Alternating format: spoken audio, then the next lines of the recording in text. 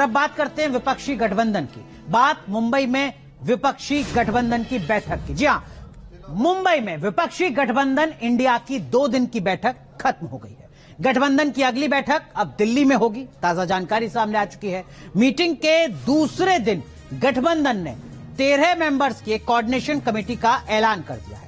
बाद में यह भी कहा गया कि कमेटी में सीपीआईएम के मेंबर का नाम भी जोड़ा जाएगा, जो अभी शुरुआत में नहीं जोड़ा गया। इसका मतलब यह कि इस कमेटी में 14 मेंबर हो जाएंगे, जो अभी शुरुआती तौर पर 13 मेंबर हैं। तो ये ग्रुप फोटो तस्वीर दिखाने की कोशिश, जो हम आपको दिखाने की कोशिश कर रहे हैं। लेकिन इन सब के बीच कुछ और अहम सवाल।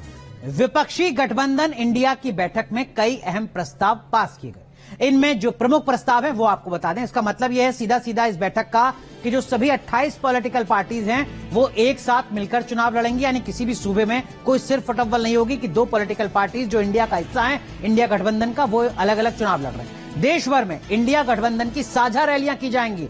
सितंबर के तीसरे हफ्ते यानी इसी महीने के तीसरे हफ्ते में विपक्ष की तरफ से, इंडिया गठबंधन की तरफ से जो रैलियां हैं उनको शुरू कर दिया जाएगा। स्लोगन पहले ही दे दिया गया, जुड़ेगा इंडिया, जीतेगा इंडिया। सीट शेयरिंग पर गठबंधन में तुरंत बात शुरू की जाएगी। अगली बैठक दिल्ली में होनी है। इन 2 दिन की बैठक में सीट शेयरिंग का कोई फॉर्मूला औपचारिक तौर पर सामने नहीं आया है। यह माना जा रहा है कि जो अगली बैठक दिल्ली में होगी उस बैठक में सीट शेयरिंग के फॉर्मूले पर आगे बात बढ़ेगी। हालांकि इंडिया गठबंधन के सामने अभी भी कई बड़ी चुनौतियां हैं इस बैठक के खत्म होने के बाद भी।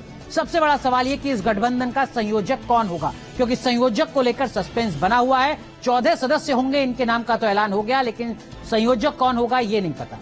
ये पहले से तय था कि इस बैठक में लोगो जारी किया जाएगा। गठबंधन का लोगो क्या होगा एजेंडा का हिस्सा था, लेकिन लोगो पर सहमति नहीं बन पाई है। और तीसरा सबसे अहम मुद्दा जो सीट शेयरिंग का है, उस पर भी बैठक में बात नहीं बन पाई है। यह कहा गया है कि इसको जल्द ही सुलझा लिया जाएगा, लेकिन सबसे ज्यादा मुश्किल इसी मुद्दे पर आने जा रही है। इंडिया गठबंधन की बैठक में 2024 के चुनाव की जरूरतों को ध्यान में रखते हुए कई कमेटियों पर भी काम किया गया, उनका गठन किया गया। चुनाव समिति का गठन किया गया, इसमें 19 नेताओं को तरजीह दी गई है। सोशल मीडिया वर्किंग ग्रुप बनाया गया, जिसमें 12 नेता शामिल किए गए। मीडिया वर्किंग ग्रुप है, यानी आप कह सकते हैं प्रवक्ता 19 सदस्य हैं। और जो रिसर्च वर्किंग ग्रुप है उसमें 11 नेताओं को जगह दी गई है।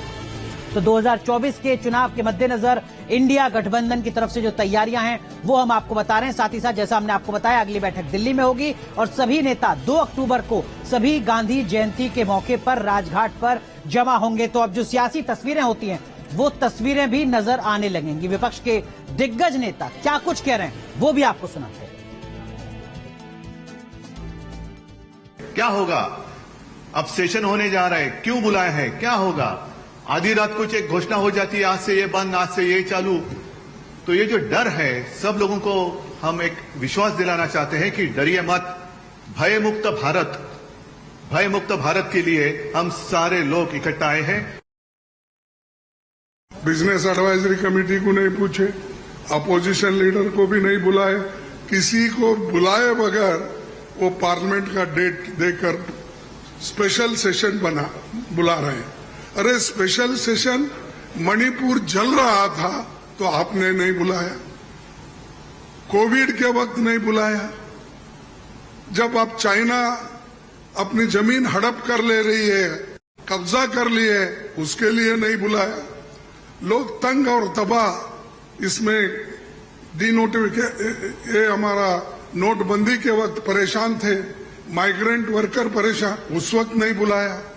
जब जब मुल्क अपने मुश्किल में रहता उस वक्त उन्होंने कभी नहीं बुलाया।